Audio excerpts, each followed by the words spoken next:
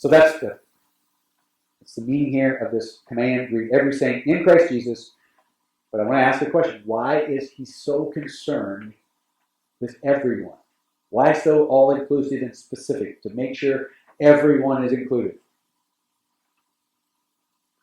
Well, keep in mind, throughout the book of Philippians, right, Paul has been concerned with an underlying issue throughout the book.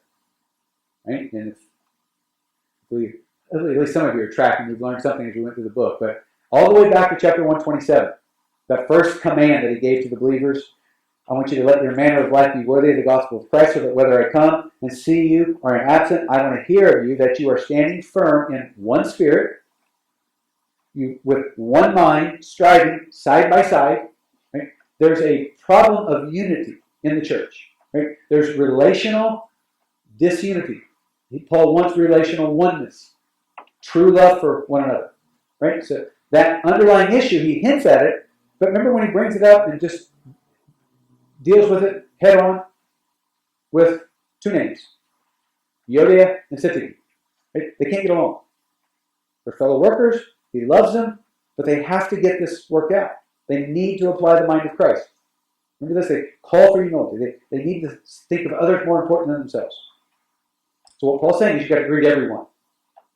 Euodia and Syntyche, both. If you've got a part of the church that agrees with Euodia, and you've got a part that agrees with Syntyche, it doesn't matter. You guys got to work this out. Greet everyone. All included. Everyone needs to be greeted with fondness and affection. That's his whole point. Now, let me just remind us, this is very important to Paul. It should be very important to us. People are messy.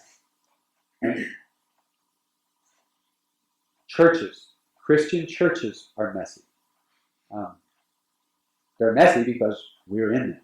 We're messy, right? I mean, relationships are messy. They're difficult.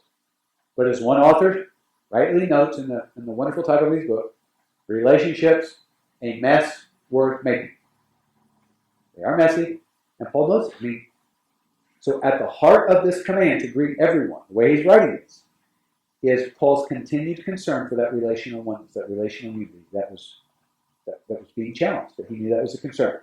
And there's always that concern. There's always a constant threat to the relational oneness of a congregation. And we could be the one, as a believer, that can destroy that.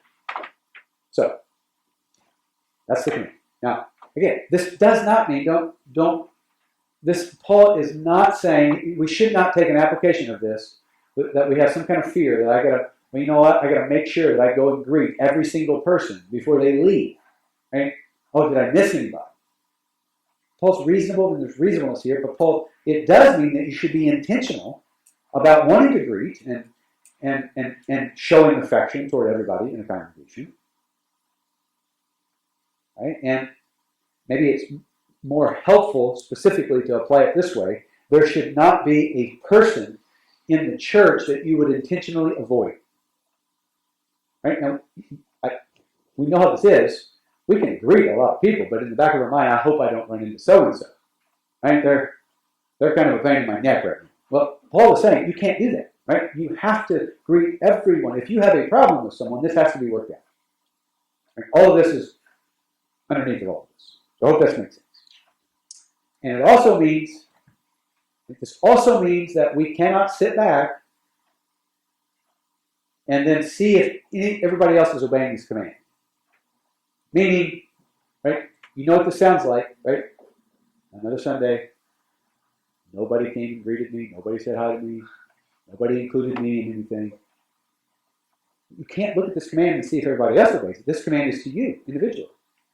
You should be going out, meeting. And at the end of the day, I was so busy obeying that command, I didn't even realize nobody came. You're just meeting people halfway, ideally. Yeah. All right, well, that's the command. Greet every saint in Christ Jesus.